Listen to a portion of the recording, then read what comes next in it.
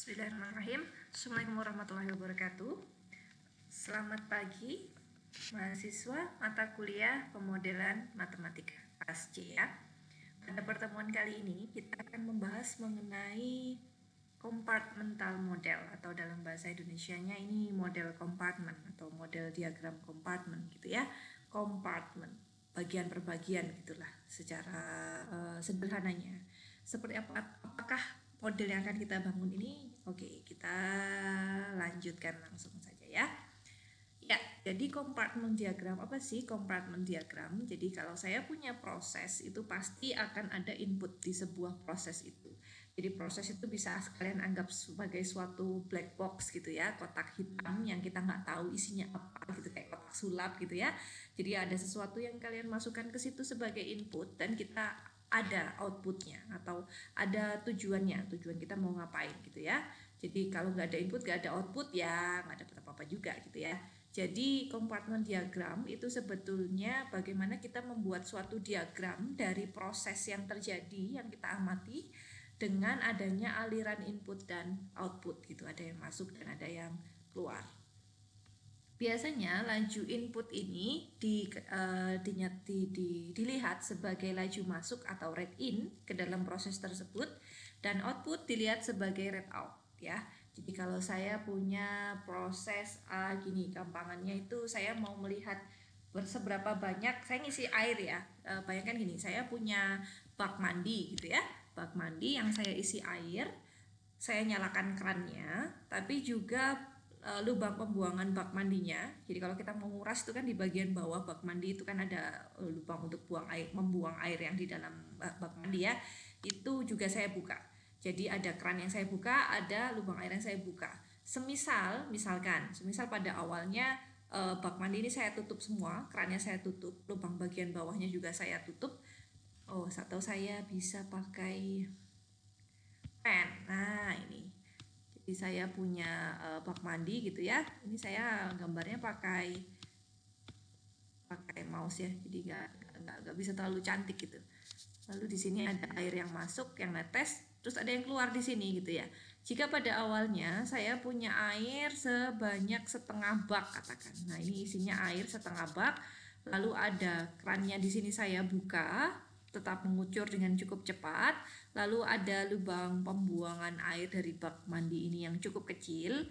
Artinya makin lama bisa jadi akan makin nambah ya airnya ya. Tapi kalau lubang yang di sini terlalu besar dibandingkan airnya, ini saya bikin netes aja gitu ya. Sedangkan yang lubang pembuangan di sini saya bikin cukup besar, maka dia akan lebih cepat untuk habis ya isi di dalam bak tersebut. Nah, sebetulnya dengan cara sederhana melihatnya seperti ini, kita bisa membuat bagaimana melihat proses yang terjadi di dalam bak mandi ini tuh sebetulnya seperti apa. Jadi air yang ada di dalam bak mandi ini kira-kira pada waktu sekian isinya berapa banyak, atau laju di tiap waktunya yang berkurang berapa banyak. Nah, itu sebetulnya bisa kita modelkan dengan cukup sederhana menggunakan compartment diagram. Dasarnya dari apa? Dasarnya dari balance law atau hukum keseimbangan. Jadi perubahan, kita bisa definisikan bahwa perubahan dari suatu substansi, suatu substansi yang kita bicarakan, objek yang kita bicarakan adalah selisih dari laju yang masuk dikurangi laju yang keluar ya. Bukan, jangan dibalik ya, bukan laju keluar dikurangi laju yang masuk, tapi laju yang masuk dikurangi laju yang keluar. Jadi kita lihat delta yang terjadi di dalam proses tersebut. Gampangnya, lebih gampang lagi mungkin bisa lihat gini. Misalkan angkatan mahasiswa S1 angkatan 2015 gitu ya. 2015 itu masuknya di tahun 2015 itu ada 120 orang katakan. Ternyata di tahun 2019 yang keluar katakan 100 orang gitu ya. Artinya kita masih ada delta sebanyak 20 ya. Jadi perubahannya masih ada delta sebanyak 20. Yang kita hitung adalah deltanya itu, delta yang ada di dalam sistem yang kalau tadi saya sebutkan contohnya adalah mahasiswa 2015, artinya sistemnya adalah sistem jurusan matematik ya, jurusan matematik. Oke. Jadi laju perubahan itu sama dengan laju masuk dikurangi yang keluar. ya. Jadi masuknya berapa, keluarnya berapa. Kalau yang masuk lebih banyak daripada yang keluar, maka perubahannya atau di dalam sistem itu akan masih ada yang tersisa gitu ya, masih ada delta. Tetapi jika yang masuk itu ternyata lebih sedikit daripada yang keluar, makin lama perubahannya akan minus ya. Perubahan minus artinya apa? Dia makin lama, sistem itu akan makin lama makin hilang. Lama-kelamaan akan berkurang dan lama-kelamaan akan hilang atau punah. Dan itu biasanya kita tidak harapkan di suatu sistem. Biasanya di suatu sistem kehidupan yang kita amati sehari-hari, kita mengharapkan adanya keseimbangan, balance gitu ya. Jadi semuanya ada gitu. Semuanya ada dan sehingga tidak punah satu sama lain ya. Contoh. Nah, ini contoh model kompartmen diagram paling sederhana. Yang pertama adalah proses peluruhan dari radioaktif gitu ya, elemen radioaktif. Lalu yang kedua, saya mengambil contoh tentang kelahiran dan kematian di dalam suatu populasi. Yang ketiga tentang polusi yang masuk lalu yang keluar di sebuah danau atau sungai, atau polusi di atmosfer gitu ya. Yang keempat tentang drug assimilation into and removal from the bloodstream. Jadi laju asimilasi obat atau laju bukan meresap ya, laju asimilasi obat masuk dan keluar dari aliran darah gitu ya. Karena kita tahu obat itu akan masuk ke darah sehingga bisa menyebar ke seluruh tubuh. Jadi seberapa cepat obat ini meluruh gitu ya, asimilasi sih lebih tepat. Atau bahasa sederhananya bagaimana obat itu meluruh di darah lalu bisa terbuang, terekskresikan juga dari darah ya. Oke, jadi contoh yang pertama adalah tentang exponential decay and radiometric dating. Jadi exponential decay itu peluruhan secara eksponensial gitu. Kenapa disebut meluruh? Karena sebetulnya sebentar. Nah, jadi dia meluruh gini, exponential dating. Kalau kalian tahu kurva eksponensial itu kan bentuknya begini ya. Ini untuk fungsi eksponensial positif. Kalau ini fungsi eksponensial pangkatnya negatif. Nah, ini yang kita namakan sebagai decay atau meluruh. Jadi makin lama makin turun gitu ya. Fungsinya apa? Kenapa kita penting untuk mempelajari tentang bagaimana proses peluruhan secara eksponensial dan radiometrik? Karena kita butuh untuk memahami, biasanya ini salah satu penerapannya itu bagaimana kita memahami tanggal dari suatu artefak gitu ya, suatu peninggalan zaman kuno gitu. Nah, ini kita punya radioaktif material. Ini saya hapus sebentar. Screen-nya point of the release. Saya hapus dulu. Oke. Jadi radioaktif material itu mengemisikan partikel. Ini kalau kalian belajar di SMA atau di madrasah di mata pelajaran kimia, harusnya kalian sudah belajar tentang, atau fisika ya, kalian belajar tentang peluruhan radioaktif ya. Jadi radioaktif itu apa sih Bu? Radioaktif itu adalah zat-zat kimia yang bisa menghasilkan radiasi dan bisa mengemisikan partikel gitu ya. Jadi dia punya energi untuk bisa dikeluarkan gitu ya, sehingga bisa menjadi energi. Contohnya sudah banyak penerapan seperti di bidang listrik gitu ya. Kita ada PLTN, pembangkit listrik tenaga nuklir. Nah, nuklir itu apa sebetulnya? Nuklir itu adalah contoh dari radioaktif material. Jadi dia punya radiasi juga, dia punya emisi partikel juga gitu. Ketika kita bisa memanfaatkan emisi partikel dari bahan radioaktif itu dengan baik, tentunya dengan standar yang benar ya. Jadi nggak seenaknya gitu ya. Artinya dia harus pada lab yang tertutup gitu ya, dengan semuanya safe gitu ya.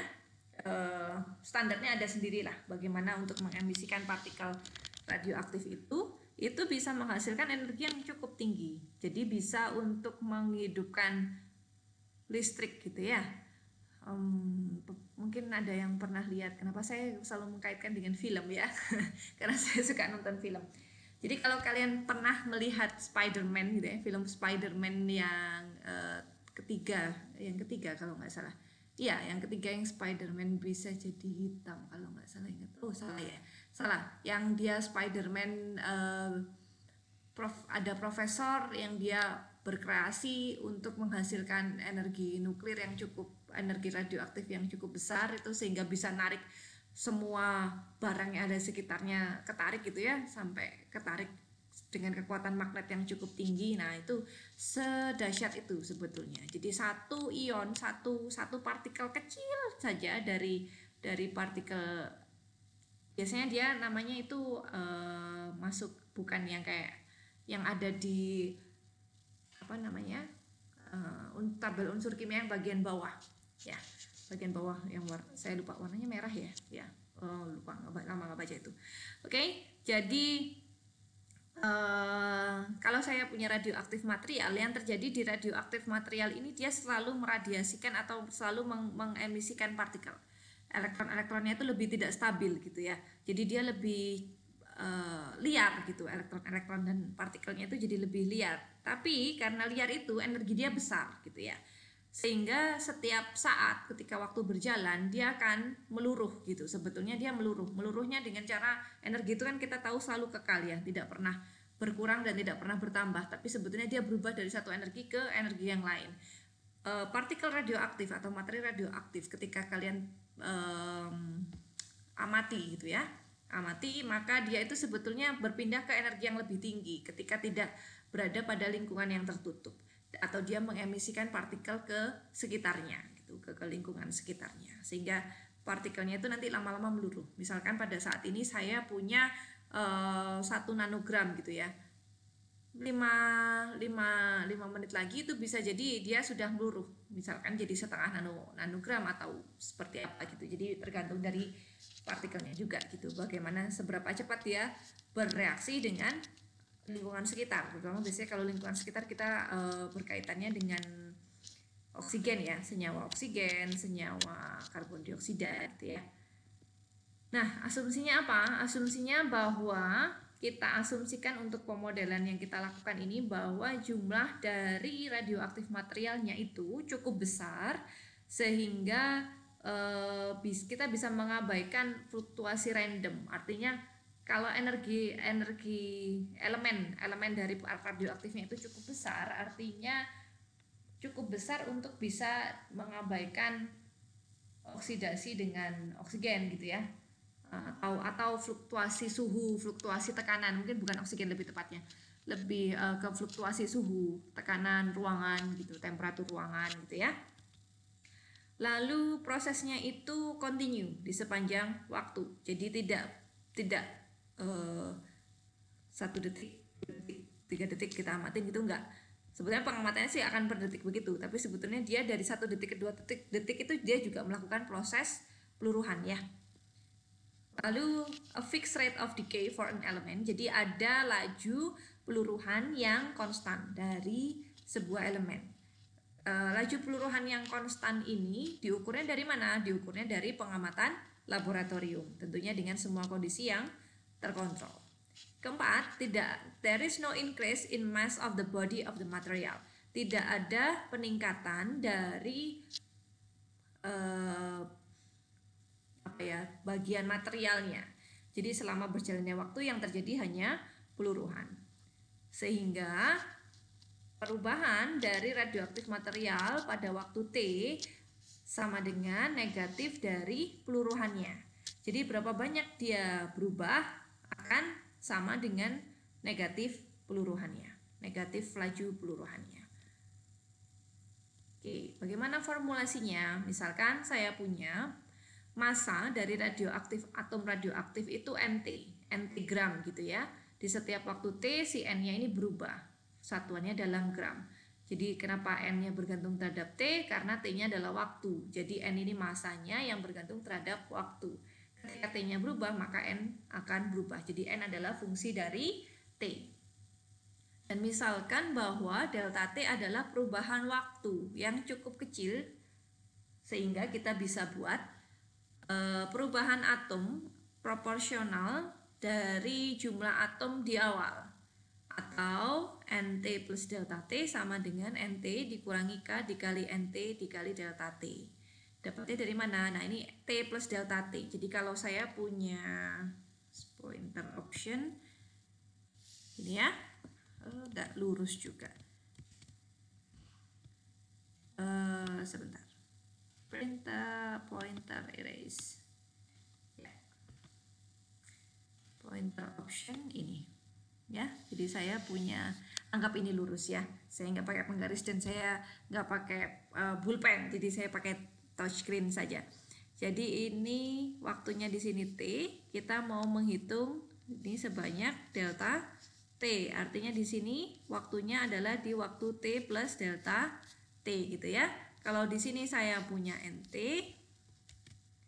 Kalau di sini saya punyanya NT plus delta T gitu ya. Nah, ini begitu, ini begini. Oke. Yang kita tahu di suatu T0 di sini. T0 di sini saya punya N-nya N0. Ya. Lalu ketika di suatu NT nilainya NT ditambahin delta T nilainya NT plus delta T. Artinya apa? Artinya kalau saya punya di sini T0, di sini saya punya delta T, maka di sini T0 ditambah delta T. Artinya di sini N0, yang di sini adalah NT0 plus delta T. Ya. Yang di sini. Gitu ya. Nah, NT plus delta T tidak adalah NT, jadi banyak atom di waktu T plus delta T sama dengan banyak atom di waktu T dikurangi dengan banyaknya atom yang meluruh sebanyak K dengan laju K di sepanjang waktu delta T. Anggap maksudnya? Saya ulangi sekali lagi. Jadi ini menyatakan banyak atom di waktu T plus delta T akan sama dengan banyak atom di waktu T dikurangi dengan, kan di waktu T saya punya gitu ya, dikurangi dengan banyaknya atom di waktu T yang meluruh ketika di sepanjang waktu atau di sepanjang waktu delta L. Kecepatan meluruhnya seberapa? Kecepatannya bergantung dengan K. K ini adalah laju peluruhannya. Jadi bergantung kepada jenis radioaktif yang kita bicarakan. Ada yang radioaktif jenis peluruhannya dalam setengah jam dia sudah meluruh hampir setengah. Ada yang dalam setengah jam dia meluruh hanya seperempatnya gitu ya. Jadi bergantung dari unsur radioaktifnya. Dan yang pasti kita harus punya banyak atom di waktu ke 0, di waktu ke T0 yang sama dengan N0. Oke? Oke. Bentar, saya mau hapus dulu biar tidak jelek. Biar tetap terbaca ya slide-nya.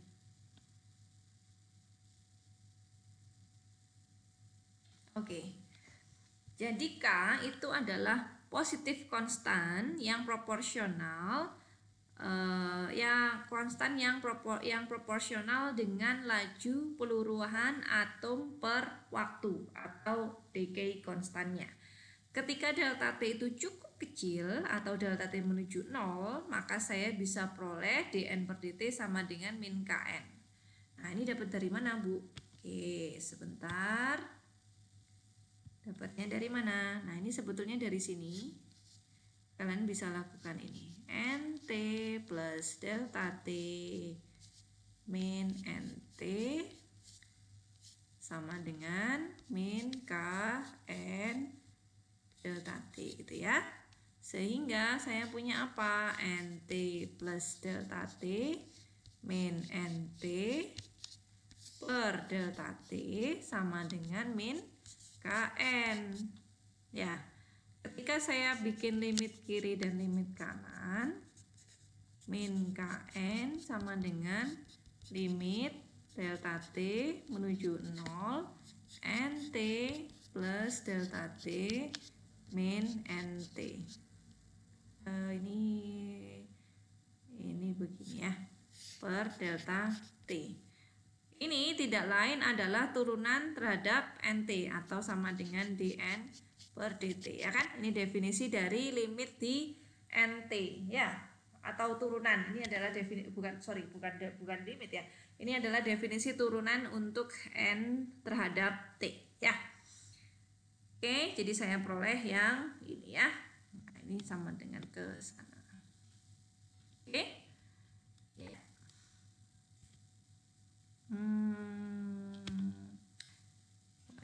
Option erase.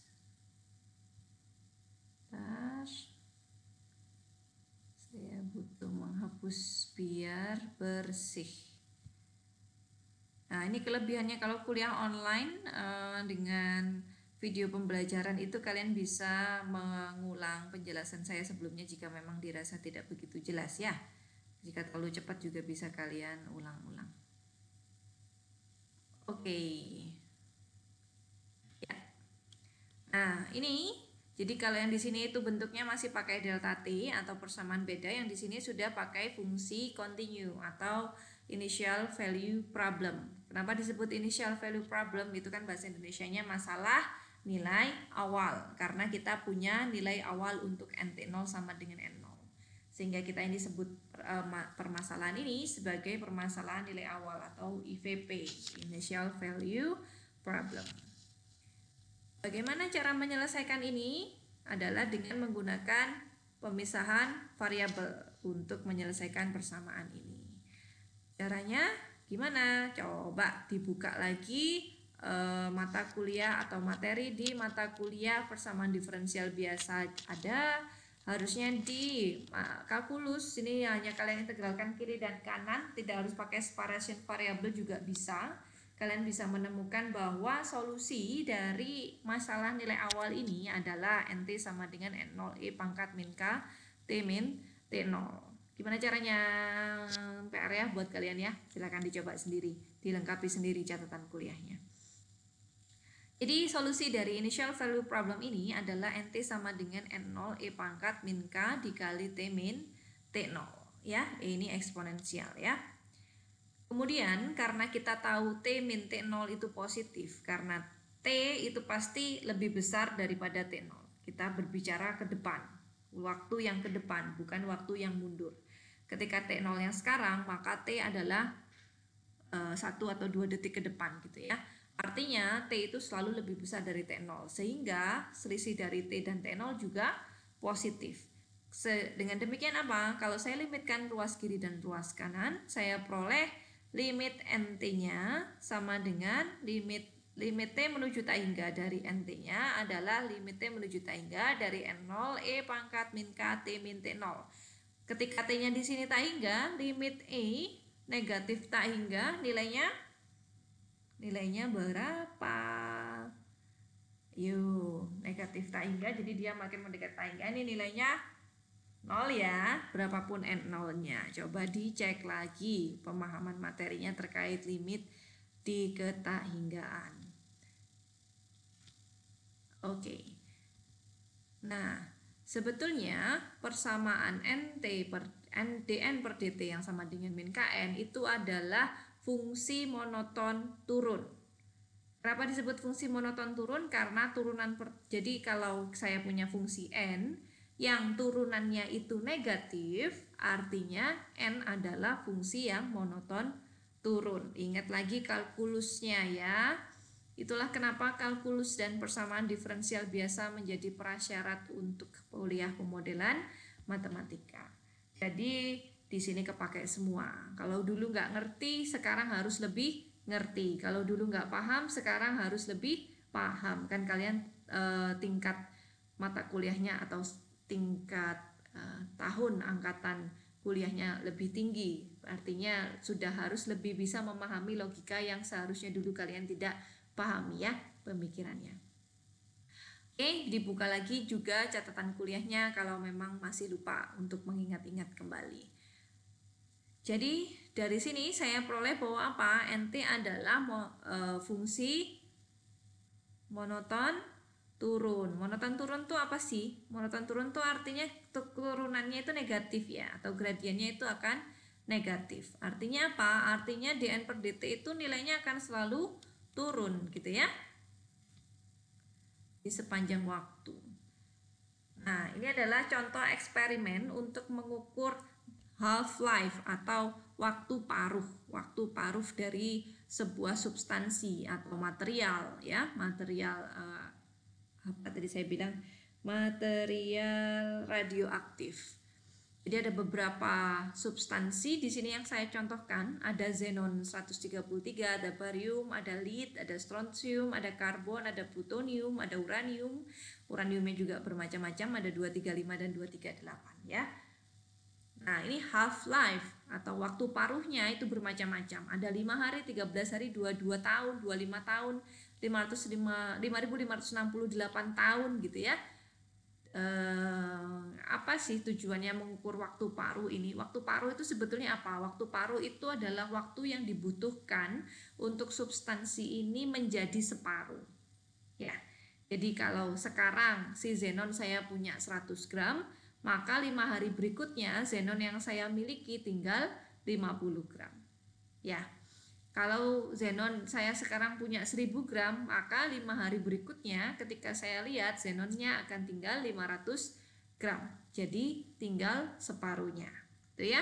Begitu juga yang barium lead, itu akan disesuaikan dengan waktu paruhnya. Semakin lama waktu paruhnya, artinya material itu sebetulnya semakin menarik ya, karena dia jadi tidak gampang meluruh. Artinya kalau secara kimia itu dia lebih stabil sebetulnya di kehidupan sehari-hari. Nah, ini definisinya. Jadi half-life tadi waktu paruh, atau saya simbolkan sebagai tau, itu didefinisikan sebagai waktu yang dibutuhkan untuk sebuah kuantitas atau sebuah substansi untuk meluruh menjadi separuh ya, for half of given quantity. Jadi meluruhnya separuh. Kalau meluruh aja di setiap waktu dia meluruh, cuman berapa banyak meluruh, sampai berapa lama dia waktu yang dia butuhkan untuk meluruh sehingga tinggal separuh. Nah, itu kita sebut sebagai half life atau waktu paruh atau tau. Jika pada waktu awal atau di T0 saya sebut banyak kuantitasnya adalah N0, maka saya peroleh N taunya adalah N0 per 2 ya. Jadi separuhnya dari awalnya N0 berarti separuhnya ya N0 per 2. Oke, nah ini adalah Anda sudah tahu data eksperimen ini dan diminta untuk mencari konstanta peluruhannya, konstanta peluruhan untuk karbon 14. Oke, ini data ya dan harus diolah. Nah, bagaimana cara mencarinya? Oke, kita bisa lakukan itu di matematika. Jadi secara umum kita peroleh itu K-nya adalah Len 2 per tau. Ya, ini dapat dari mana sih Bu? Saya tulis sebelumnya enggak ya? Oke, enggak ternyata. Jadi secara umum itu kita dapatnya K sama dengan Len 2 per tau. Ini sebetulnya ada langkahnya ini, yang kalau di kelas bukan kelas online biasanya saya oret-oret di papan. Sebentar, pen. Nah, oke. Kita dapatnya tadi apa? NT sama dengan min K dikali N, dN per dt. Ya, ya. Atau NT-nya adalah N0 eksponensial min K T min T0 ya. Nah, di sini untuk T0 kalian punya, untuk N T0 kalian punya N0, dan untuk N tau kalian punya N0 per 2. Artinya kalau saya masukkan tau ke sini, saya punya N tau sama dengan N0 E pangkat min K tau min T0 per 2 ya, dimana N tau ini adalah N0 per 2 ya. Berarti bisa saya coret N0 nya, kalian selesaikan, kalian bisa dapatkan K nya. setting saja T0-nya 0 ya. Ini sama aja N0 gitu. Dan saya bisa anggap T waktu awalnya di waktu 0. Nanti kalian akan dapatkannya ini. Ya. Bisa dicoret-coret sendiri di kotretan atau di catatannya. Kemudian untuk residence time. Nah, kalau saya tadi bahas tentang half-life atau waktu paruh, sekarang tentang residence time. Residence time is defined to be the mean time that an individual particle is in the compartment. Jadi, residence time itu waktu rata-rata partikel itu ada di kompartemen. Kira-kira tetap di kompartemennya itu berapa lama gitu sebelum dia pergi. Kalau yang di radioaktif tadi, di N per dt-nya kan kita dapat min K dikali N. Nah, K inverse itu adalah residence time for a single compartment where K is the constant rate of N. Jadi K, kalau kita lihat K-nya bukan sebagai laju peluruhan, tapi kita lihat K-nya sebagai laju pengurangan dari N, maka K inverse itu adalah lamanya residence time dari N untuk berada di kompartemen N gitu. Partikel N untuk berada di kompartemen N. Okay. The fraction of particle remaining in the compartment at time t is given by A min K eksponensial min K dikali T min T0. Jadi seberapa lama partikel itu berada di kompartemen pada waktu T itu adalah selama E pangkat min K dikali T min T0. Ya. Jadi lamanya seberapa lama dia ada ya E pangkat ini. Nah, kuantitas E1 min E min K represent the probability of individual particle has left the compartment by time t, cumulative probability function for time each particle was in the compartment. Biasanya artinya adalah probability T besar kurang dari T kecil, di mana T besar adalah random variable representing time for each period. Contoh kasus atau contoh implementasi dari masalah ini tentang Lascaux Cave Painting. Jadi ceritanya apa? Jadi ada lukisan gua di Lascaux Cave of Lascaux. Jadi gua Lascaux di Prancis itu ada lukisan di dinding guanya gitu ya. Lukisan zaman purba gitulah. Nah, dengan menggunakan alat ukur Geiger, kita tahu bahwa the current decay rate biasanya kalau ditulis di dinding gua itu kan pakai karbon ya, pakai arang atau pakai kapur gampingnya itu dari batuannya atau pakai arang dari hasil pembakaran kayu gitu ya. Nah, artinya dia ada unsur karbon di situ ya.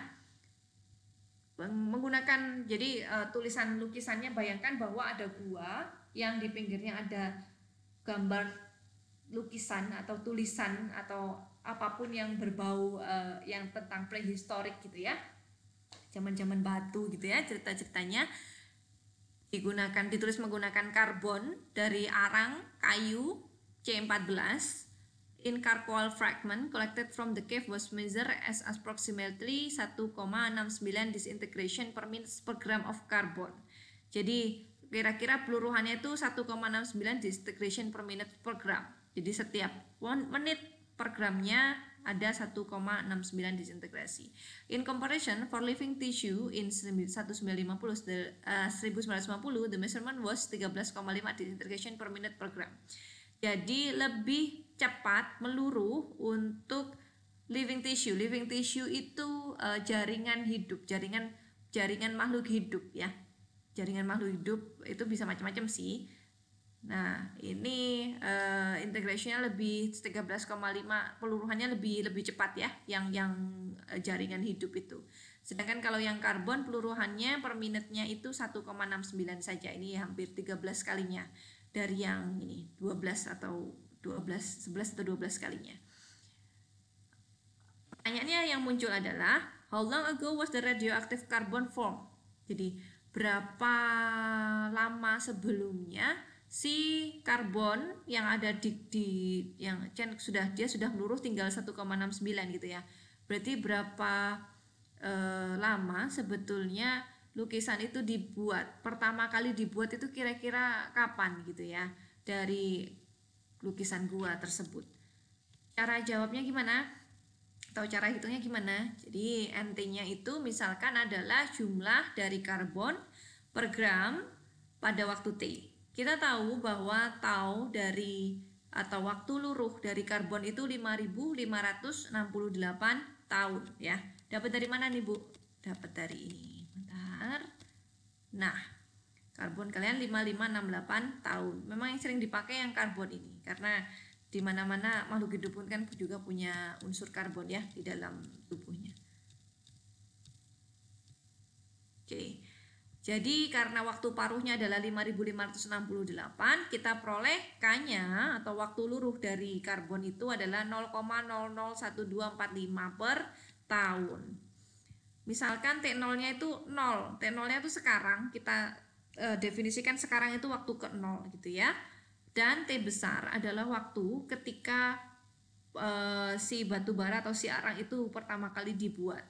Sehingga T besar pasti lebih kecil daripada 0 karena kita mau ngitungnya kan ngitung mundur. Dari T besar, T kecil yang diantara T besar dan T0, jadi selama waktu T besar sampai T0 sekarang, C14 itu meluruh mengikuti fungsi ini, fungsi peluruhan radioaktif. If we don't have NT or N0, but we have, kita nggak punya nilai NT besar di waktu dulu. Itu yang kita mau cari tahu gitu.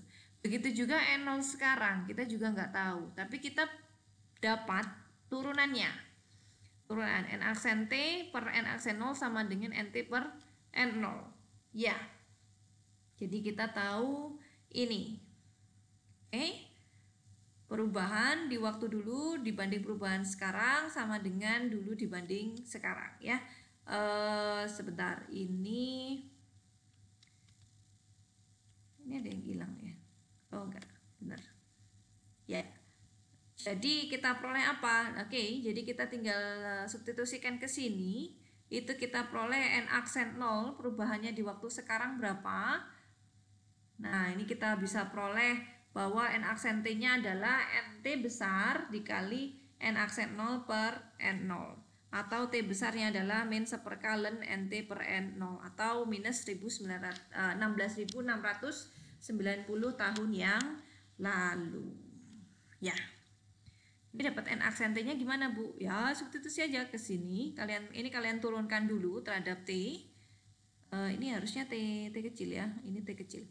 Ini kalian turunkan terhadap T, lalu kalian substitusikan T-nya jadi T kecil, T besar, begitu juga yang 0, kalian turunkan terhadap T, substitusikan T kecilnya 0, nanti akan dapat nilainya ini N0, yang ini nilainya NT. Ya, oke, dapat berarti turunannya adalah NT per N0. NT per N0, sehingga saya bisa peroleh T besar sama dengan min seperlen NT per N0, atau waktu paruh, kita bisa manfaatkan waktu paruhnya tadi ya. Dari ini ya, jadi dapatnya min 16.690 tahun yang lalu. Masalah kedua tentang peluruhan garam di tangki. Nah ini misalkan sebuah tangki itu ada air isinya 100 liter air garam. Misalkan pada awalnya kita melarutkannya sebanyak S0 kg garam.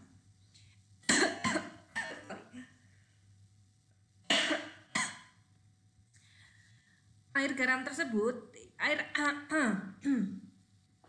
salah ya.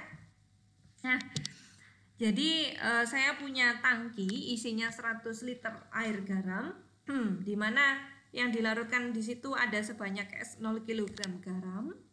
Lalu air garam tersebut ada air garam lain yang dialirkan ke dalam tangki dengan laju 100 liter per menit dengan konsentrasi garamnya adalah Cin.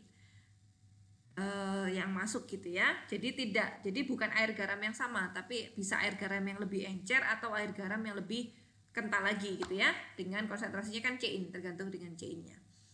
Jika kita asumsikan bahwa solusi dari tangki solution itu bukan solusi, we assume that the solution in the tank. Jadi kita mengasumsikan bahwa cairan, nah ini solution itu maksudnya cairan ya. Kita asumsikan bahwa cairan dari tangki itu tercampur dengan sempurna, jadi tidak ada yang mengendap di bawah gitu ya. Dan cairan dari garamnya itu ngalir keluar dengan kecepatan yang sama dengan dia masuk,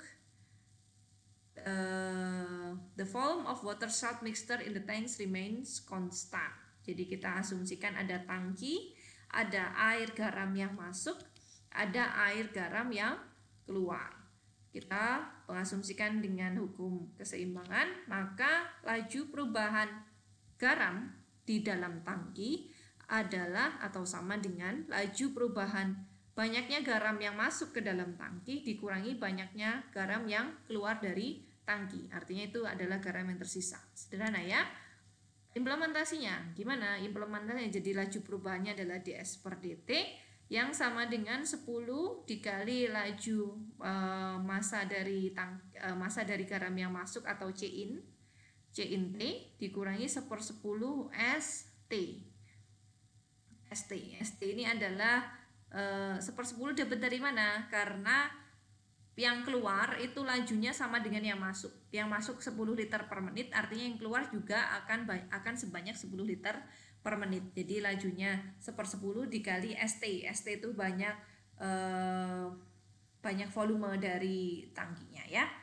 Dengan S0-nya sama dengan S0 ya. Nah, ini kalian bisa selesaikan dengan metode yang ada di persamaan diferensial biasa sehingga diperoleh ST besarnya seperti ini. Oke.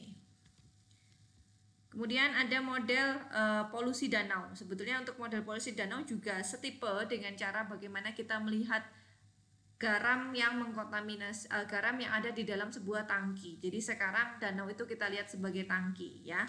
Jadi di dalam danau itu ada massa yang masuk dan massa yang keluar. Ini kita ngomongin massa apa? Massa polusinya, polusi ke waternya, pollution river waternya, atau pollution dump into the lake. Jadi pollution yang masuk ke dalam danau tersebut.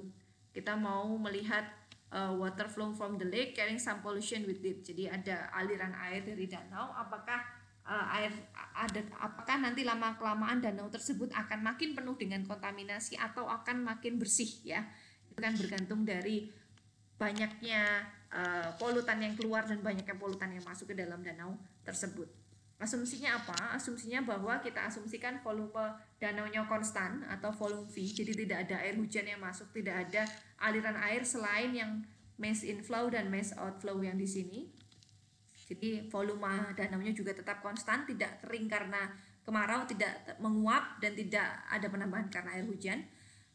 Yang kedua, the lake is water is continuously well mixed, so the population is uniform throughout. Artinya air danaunya itu tercampur secara sempurna. Jadi tidak ada perbedaan, misalkan polusinya berupa garam gitu ya, atau minyak gitu ya. Nah, kalau minyak ini sebetulnya tidak bisa pakai metode yang ini. Kenapa? Karena minyak dan air kan tidak bisa bercampur. Jadi minyak itu akan ada di atas daripada air danaunya gitu. Jadi itu tidak masuk asumsi yang kedua sehingga tidak bisa pakai model yang ini ya. Nah, ini jadi kita asumsikan bahwa air di danau itu tercampur dengan sempurna. Air dingin, air panas, polusinya, sampahnya itu tercampur sampai bawah gitu ya. Atau kalau kita ngomongin polusi zat kimia itu tercampur dari bagian atas sampai bagian bawah. Tentu ini cukup rigid ya, asumsi yang cukup kaku. Padahal sebetulnya bisa jadi polutan-polutan itu tidak sampai ke dasar air, bisa jadi. Tapi untuk kasus atau untuk model yang ini kita gunakan model yang paling sederhana sehingga kita asumsikan bahwa dia well mixed gitu, tercampur secara sempurna. Misalkan M adalah massa dari polutan di dalam danau dan C adalah konsentrasi dari polutan di danau pada waktu T, dan F, let F be the rate of which water flow out in the lake in M pangkat. Jadi laju air keluar dari danau kecepatannya sebanyak M meter kubik per hari. Cin adalah konsentrasi dari polutan yang masuk ke danau sebanyak gram per meter kubik. Kita gunakan balance law ya, hukum keseimbangan, sehingga yang laju perubahan polusi massa di danau itu sama dengan yang masuk, laju perubahan polusi yang masuk dikurangi laju perubahan yang keluar. Atau dm per dt sama dengan FCin min F mt per V. Nah, ini dapatnya dari mana, Bu? Kita kan ngomonginnya M, massa polutan di sebuah danau berarti M, dm per dt ini laju perubahannya. F ini adalah laju air keluar. Kan ini kan banyak polutan yang masuk ya. Banyak polutan yang masuk itu adalah konsentrasi polutan yang masuk dikalikan aliran air yang masuk kan. Itu artinya laju polutannya. Begitu juga untuk laju yang keluar. Laju yang keluar itu adalah massa polutan di danau tersebut dibagi dengan volumenya. Artinya kita dapat konsentrasi dari polutan di danau tersebut dikalikan dengan laju air keluar dari danau, ya. Flow out flow in-nya saya anggap sama ini. Sehingga kalau flow out flow in-nya sama kan berarti volumenya juga tetap sama ya. Nah, solusi dari masalah ini, masalah diferensial biasa ini kita peroleh yang ini ya. Nah, ini V-nya V konstanta ya. Jadi ini yang kita cari adalah fungsi MT-nya.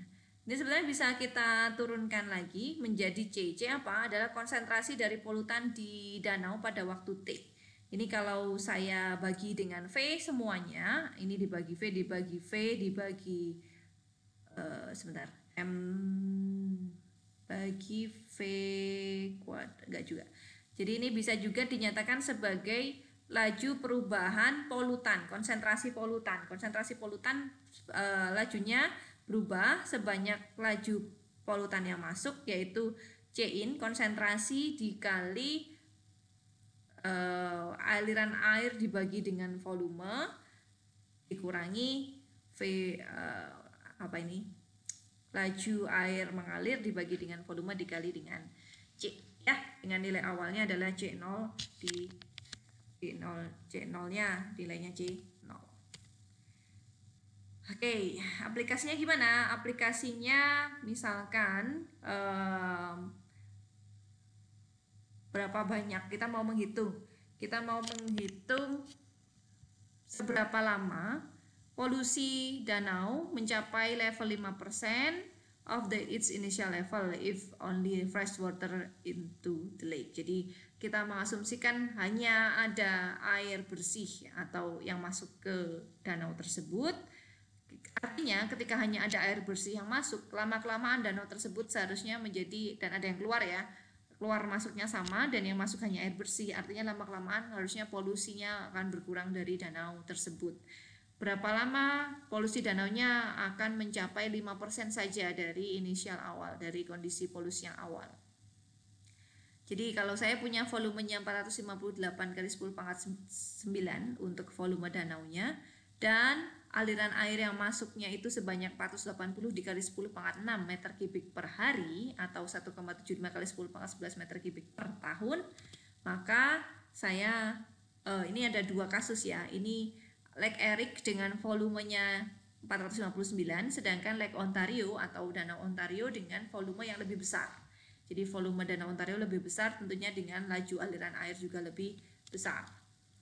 Jadi untuk yang A dapatnya 7,8 tahun ya. Dengan model yang sebelumnya kalian tinggal masukkan saja sebetulnya. Masukkan ke solusi ini, cari solusinya dan kalian akan dapat solusinya untuk C ataupun M. Nah, ini kalian dapat T di 5%-nya di 7,8 tahun dan T 5%-nya di 23,5 ya. Walaupun laju masuk dan laju keluar dari Lake Ontario is similar to, sebentar, kenapa bisa dibilang dia similar? Volume, bukan volumenya juga. Ya, mungkin dibilang ada yang masuk dan keluarnya kan sama ya, sama besar lah untuk setiap danaunya. It takes significantly longer to clear the pollution from Lake Ontario due to the larger volume of water in Lake Ontario. Artinya karena Lake Ontario ini sudah lebih besar daripada yang Lake Erie, jelas membutuhkan waktu lebih lama untuk bisa membuat polusi yang ada di Lake Ontario ini menurun sehingga mencapai 5%. Jadi kalau untuk Lake Erie dia butuh 7,8 tahun, untuk Lake Ontario dia butuh 23,5 tahun ya, 3 kali lipat lebih banyak daripada yang Lake Erie ya, yang ukurannya lebih. Ini kan memang 3 kalinya ya, jadi dia butuh waktu 3 kali lebih. Oke. Nah, ini drug assimilation into the blood. Jadi ini ceritanya adalah laju pelarutan obat di dalam darah.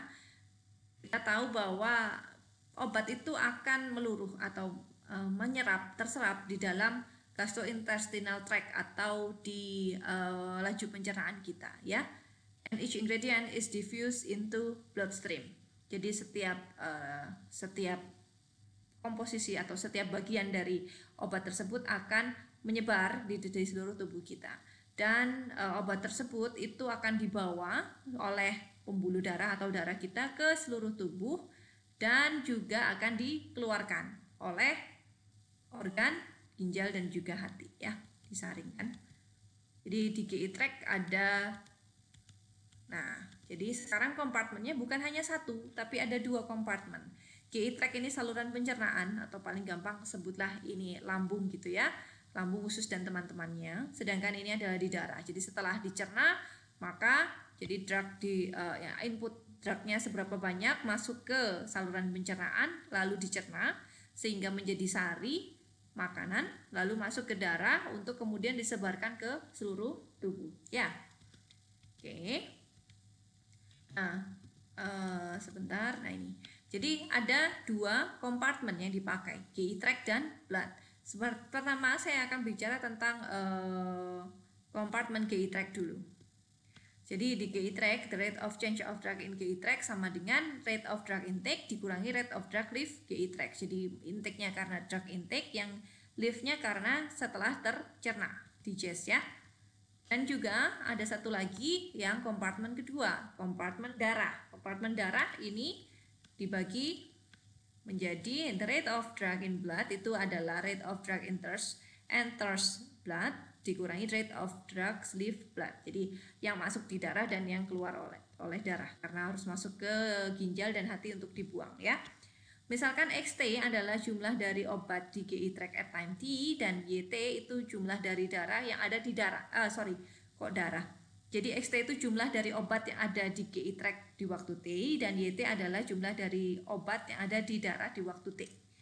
Sehingga kita, nah ini contoh kompartemen yang terdiri dari 2 kompartemen model yang terdiri dari 2 kompartemen. Kemudian ada single cold pill. Oke, nah ini contoh yang sebelumnya. Single cold pill. Jadi ini ceritanya itu kita minum obat flu tapi hanya sekali minum gitu. Kita bukan, misalkan ada seorang penderita flu atau orang yang sakit flu tapi dia bukan tipe orang yang suka minum obat gitu ya. Dia minumnya cuma sekali terus udah gitu, nggak mau minum lagi gitu ya.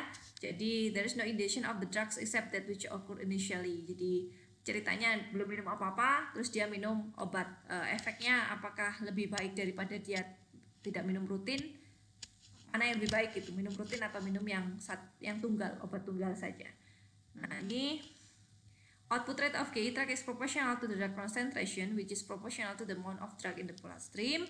Yang kedua, in the bloodstream the initial amount of the drug is 0, the level in case the drug diffuse from GI tract and decrease at the kidney and liver remove it. Jadi ceritanya apa? Jadi X-nya ini kan darah yang ada di GI tract gitu ya. Darah yang ada di GI tract akan berkurang. Jadi ketika dia tidak hanya sekali minum terus sudah gitu. Artinya tidak ada laju konstan yang bisa ditambahkan ke GI tract. Jadi GI tract-nya tidak ada yang input, di sini sebelumnya bukan input saya bilang. Nah, drug intake-nya ini nilainya akan jadi 0 ya. Di sini 0 tapi ada yang digest terus. Artinya GI tract-nya hanya akan berkurang karena digestion, tidak ada penambahan karena drug intake-nya. Oke, jadi di sini akan berkurang sebanyak KIX. Lalu dari GI tract dia akan berpindah ke blood, ke darahnya. Jadi banyak obat yang di darahnya adalah K1X karena dia dari digest. Ini ceritanya semua akan beralih ke darah, tidak ada sama sekali yang terbuang. Dan dari darah ini ada yang dibuang sebanyak K2 karena dia dibuang oleh sistem, dibuang oleh kidney dan hati tadi ya. Di mana nilai awal di GI tract-nya adalah X0, sedangkan nilai awal di blood-nya adalah 0. Jadi pada awal kita the initial amount of the drug is 0, jadi 0 karena kita nggak punya apa-apa di awal di darah. Sedangkan untuk yang di GI tract kita punya awalnya. Jadi ada darah, ada sekian gram per liter obat yang ada di dalam GI tract. Jadi ini nilainya adalah X0 gram per liter. Jadi X0 adalah jumlah dari drugs in the pill. Jadi massa dari obatnya. K1 K2 positif konstan. Nah, the whole pill is made up of decongestant and antihistamine which are define the value of K1 and K2. Apa maksudnya ini? Jadi K1 ini decongestant and antihistamine. Jadi decongestant ini yang mengubah dia ke darah dan antihistamin ini keluar ya. Oke. Oh sorry, ini adalah perubahan. Oh enggak benar-benar. Ini K1 ke K2. Jadi oke, maksudnya begini. Jadi ceritanya K1 dan K2 itu bergantung dari jenis obatnya. Jadi ada beberapa jenis obat flu, ada jenis obat yang tipenya tipe dekongestan, ada jenis obat flu yang tipenya tipe antihistamin. Untuk dekongestan dan untuk antihistamin ada dua konstanta K1 dan K2-nya itu beda gitu tiap-tiap obatnya. Jadi ini untuk satu obat dia punya nilai K1 dan K2 sendiri. Antihistamin punya nilai K1 dan K2 yang berbeda dengan dekongestan. Biasanya kalau dekongestan ini untuk yang flu berat gitu ya, flu ini kalau ini yang untuk yang agak pusing-pusing gitu kayaknya antihistamin ini. Silahkan kalian cari sendiri lah. Oke, jadi menentukan tipe obat flu-nya itu menentukan nilai K1 dan K2-nya gitu ya. Lalu dari sistem persamaan ini, kalau kalian sudah mengambil persamaan diferensial biasa, kalian bisa mencari solusi dari sistem persamaan diferensial biasa ini dengan nilai awal ini yang akan kalian peroleh yang sebelah sini. Sebetulnya cara paling sederhana kalau belum belajar persamaan diferensial parsial, caranya adalah menyelesaikan dulu sistem persamaan yang nomor 1 dengan nilai awal. Ini kan masalah nilai awal ya. Masalah nilai awal kalian akan dapat Xt-nya adalah X0 E pangkat min K1T. Ini sebetulnya cara penyelesaiannya sama dengan masalah apa ya tadi? Radioaktif decay ya, yang ini. Ketika sudah dapat Xt, kalian bisa substitusi Xt ke sini, lalu selesaikan YT-nya. YT-nya kita peroleh yang ini, ya. Cara ngeceknya gimana? Substitusi aja ini ke sini, ya. Kalau ini memenuhi dua persamaan ini dan juga memenuhi nilai awal, berarti betul ini adalah solusinya. Yang ini adalah masalah ketika kita masalahnya bukan dia minum sekali terus sudah ditinggal. Masalah yang ini adalah dia minum beberapa kali pada waktu yang berjarak dengan cukup cantik gitu ya. Jadi dia ngambil minum obatnya bisa sampai sehari 3 kali gitu ya. Yang ini cukup konsisten penderita atau orang yang sakit untuk minum obat. Nah, kalau dia minumnya beberapa kali, artinya di sini untuk laju drug intake-nya itu ada laju penambahan sebesar I. I tapi berkurang sebesar KIX yang di sini sama ya seperti sebelumnya. Nah, solusi analitiknya saya peroleh ini. Yang hanya valid atau bisa berlaku jika K1 tidak sama dengan K2. Karena ketika K1 sama dengan K2, maka di sini nilainya 0. Lalu ketika K1 sama dengan K2 nilainya apa, Bu? Nah, ini bisa dicoba sendiri. Kalau K1 sama dengan K2 berarti di sini jadinya apa? Jadinya K1 dikali X min Y ya. X min Y bisa kalian cari solusinya sendiri. Nah, ini apa? Oh ya, ini dual disease or death. Jadi ini ceritanya apa sih? Ceritanya kalau tadi saya ngomongin tentang obat, ini ceritanya tentang alkohol di pembuluh darah. Jadi hukum Australia atau pihak kepolisian Australia gitu itu mengeluarkan larangan untuk para pengendara itu. Jadi ketika alkohol level di dalam darahnya itu lebih dari 0,05%, maka dia dilarang untuk menyopir gitu, tidak boleh nyopir. Jadi ketika dia kategori mabuknya itu diukurnya di atas 0,05, alkohol levelnya itu di atas 0,05% gitu ya. Nah, kaitannya 0,5 itu apa? Jadi dia berkaitan dengan 50 mg per 100 ml alkohol in the bloodstream. Jadi kalau saya ambil darahnya 100 ml, 100 ml itu cukup banyak ya. Ya ini sebenarnya bisa diproporsikan sih, nggak harus 100 ml. Kalau saya ambil darahnya 100 ml, berarti saya bisa mendapatkan 50 mg alkohol. Kalau saya ekstrak, saya bisa dapat 50 mg alkohol dari darahnya. Nah ini kaitan 0,05% alkohol dalam darah. The restriction is a result of US statistic which indicate that a person with a BAL of 0,15 is 25 times more likely to have a fatal accident. Jadi kenapa bisa muncul peraturan bahwa yang punya level alkohol 0,05% di dalam darah itu tidak boleh menyetir? Kenapa? Karena kita peroleh data bahwa kalau orang yang darahnya di dalam darah kadar alkoholnya itu 0,15 itu punya kemungkinan untuk menerima atau mengalami fatal accident, kecelakaan fatal dibandingkan orang yang jadi 1:25. Jadi kalau orang yang sehat itu 1, yang orang punya alkohol di dalam darahnya itu bisa 25 kali lebih berpotensi untuk bisa mengalami kejadian fatal gitu ya, kecelakaan fatal. Lebih lanjut, 41% dari Australian men excessive alcohol leads to confrontational behavior. Jadi kaitan lainnya juga 41% dari para laki-laki di Australia itu yang kecanduan alkohol gitu ya, itu efeknya adalah ke confrontational behavior. Jadi nggak bisa ngontrol gitu ya, perilakunya dia nggak bisa ngontrol dirinya sendiri, kan memang membuat nggak sadar ya.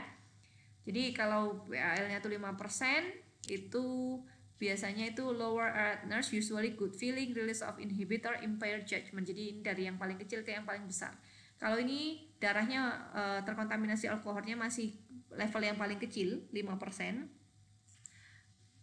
yang terjadi apa? Yang terjadi perilaku behaviornya itu yang lebih nggak awas, lebih nggak peka, lebih nggak sensitif dengan lingkungan gitu. Dia bisa dapat good feeling atau merasa happy sesaat gitu ya, nggak ada beban gitu, terus nggak merasa terhakimi, bebas aja gitu, nggak punya batasan apa-apa, nggak punya, merasa bebas gitu ya. Itu kalau secara singkatnya itu bisa kita bilang dia dull dan dignified gitu. Jadi ya kayak nggak nyambung lah diajak ngomong itu sebenarnya. Nah, lalu kalau sudah 10% itu mulai slower reaction times and impaired motor function and less caution. Jadi motor function atau fungsi motorik tubuhnya itu mulai nggak sinkron gitu. Katakan dia sebetulnya mikir apa, tapi tangan dan kakinya itu geraknya kemana gitu ya. Nah, ini kalau 10% kecanduan alkohol. Terus slow reaction time, dipanggil hey gitu, gitu ya. Ya, lebih slow gitu. Nah, ini kalau secara singkatnya kita sebut itu levelnya sudah mulai dangerous and devilish. Karena apa? Karena dia impaired motor function gitu. Jadi jangan suruh, ini impaired motor function sangat berbahaya. Kalau sudah impaired motor function, dia katakan menyetir kendaraan pribadi sendiri, katakan bawa sepeda motor, nah itu katakan atau nyopir mobil gitu ya, dia mau nginjak gas bisa kebalik injak rem, atau kebalik mau nginjak rem bisa malah nginjak gas, jadi itu berbahaya ya. Oke, 15% large consistent increase in reaction time. Consistent increase in reaction time, jadi mulai dizzy, agak pusing-pusing, agak berat, kepalanya berat. Kalau sudah 20% marked depression in sensory and motor capability, decidedly intoxicated.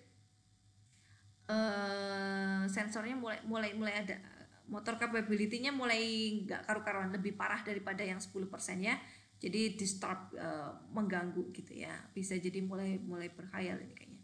25% ini severe motor disturbance, surgery, sensory perception greatly impairs mass, disgusting and disheveled. Jadi ini sudah gangguan secara motor, beberapa motorik, gerakan motoriknya itu sudah mengalami gangguan. 30% tuh stuporous but consciousness, no compression of what going on. Jadi dia masih sadar tapi dia itu sudah kayak orang nggak ngerti gitu ya, udah disoriented, nggak jelas arahnya gitu ya. dia mau pulang tapi ya dia kayak ngikutin feeling aja gitu, padahal nggak tahu apa yang terjadi itu, dia sudah mulai nggak compression, jadi nggak bisa jelas gitu loh ngelihat segala sesuatu. Kalau udah 30%, 35% surgical anesthesia minimal level salah ya tajwidnya. Surgical anesthesia minimal level causing death atau death drunk. Jadi kalau sudah 35% itu sudah hampir kayak mati rasa, sudah nggak ngeh sama sekali gitu ya. Dan ini adalah level minimal yang bisa membuat terjadi kematian ya, atau death drunk, mabuk akhirnya bisa sampai mati, itu soal sudah minimal 35% alkohol di dalam darahnya. 40% 50 times the level 50 times the minimal level causing death. Jadi 40% alkohol di dalam darah itu menyebabkan hampir 50% orang meninggal saat mabuk itu ketika level alkohol di dalam darah mencapai 40%. Jadi sebetulnya tubuhnya sudah keracunan oleh alkohol itu sendiri. Dan yang terjadi secara singkat ya kematian gitu, 50%. Jadi kalau di atas 40% akan lebih berbahaya. Nah, dari ini itu sebetulnya kita bisa lihat ya bahwa aturan yang dibuat itu sebetulnya juga tujuannya untuk mengatur biar tidak membahayakan orang yang tidak mabuk gitu ya. Ini saja diatur di negara yang memang bisa dibilang orang-orangnya itu memang kadang minum alkohol bukan karena ya selain karena adat juga, kebiasaan, juga karena ingin hangat gitu. Kalau di saat musim dingin itu kondisi sangat dingin, ketika mereka minum alkohol itu badan mereka jadi panas. Tapi memang harus ada takarannya gitu. Boleh tapi tidak yang berlebihan. Untuk kita sendiri di negara Indonesia dan negara mayoritas muslim, inilah kenapa kita tidak diperbolehkan atau lebih baik tidak mencoba sama sekali tentang alkohol ini gitu ya, karena sangat berbahaya ya, karena bisa menghasilkan accident, bisa menghasilkan kematian, berakibatnya pada kematian gitu, apalagi kalau sudah parah ya. Jadi jangan coba-coba. Kaitannya apa Bu? Nah ini sebetulnya juga bisa dikaitkan dengan model kompartemen tadi sih kalau kalian mau ya, tapi itu akan makin ya ini saya kaitkan dengan ini. Jadi the alcohol intake into GI tract is controlled by the drinker. Jadi alkohol yang masuk ke pencernaan itu dikontrol oleh si peminum ya. Jadi peminumnya itu secara subsequently absorbed into the bloodstream depends on the concentration of alcohol, other liquid on the food in the GI tract, as well of the weight and sex and of the individual. Alcohol is removed from the bloodstream at a constant rate by the liver. This is independent of the body weight, sex of the individual, and the concentration of alcohol in the bloodstream, and assume that the liver has not been damaged by large doses of alcohol. Jadi ceritanya kalau saya tadi di kompartemen awal yang ada 2 kompartemen, GI tract dan juga bloodstream, sekarang intake-nya bukan drugs tapi intake-nya adalah alkohol. Intake alkohol ke GI tract itu sebanyak I, ini dikontrol oleh peminum itu sendiri, dan ada yang pindah ke darah sebanyak K1, lalu ada yang masuk ke darah sebanyak K2 dikali C1. Sebentar, ini harusnya C1 ini bukan C2, ini C1. Saya benerin aja ya, nanti kalian keliru lagi. Nah, ya ini C1 ya. Oke, jadi ini C1, K2, K1 C1, K2 C1. Bu, kenapa dibedakan? Bisa jadi alkohol yang masuk ke pencernaan tidak masuk ke darah juga bisa. Jadi karena dia keluar lewat urin ya, dikeluarkan lewat urin. Nah ini ceritanya yang masuk ke darah itu yang bisa yang dikeluarkan oleh hati dan juga ginjal. Oke, saliva breath. Oke. Nah, oke. Jadi ini saya bisa bikin seperti ini, di mana dia berkurangnya sebanyak C3. C3-nya mana ya saya? Ini C2 kayaknya. C2, C1, M. Nah, ini jadi in the case of drinking and empty stomach, K1 sama dengan K2. Jadi ketika perutnya kosong itu kita bilang bahwa K1 nilainya sama dengan K2. Jadi semua yang dimakan di pencernaan akan masuk ke darah. Tapi ketika perutnya enggak kosong atau ada makanan di dalam perut, di dalam pencernaannya, maka K1 tidak sama dengan K2. Tidak semua dari alkohol akan pindah ke darah ya. Kalau minum itu if drinking occurs together with a meal, maka K1 lebih dari K2. Jadi jadi tidak semua yang pindah ke darah. Sehingga penulisan formula matematiknya adalah K1 lebih dari K2. Gitu ya. Oke, itu adalah materi pemodelan saya untuk pertemuan kali ini terkait dengan apa ini tadi? Discard. Ini adalah model compartment diagram ya.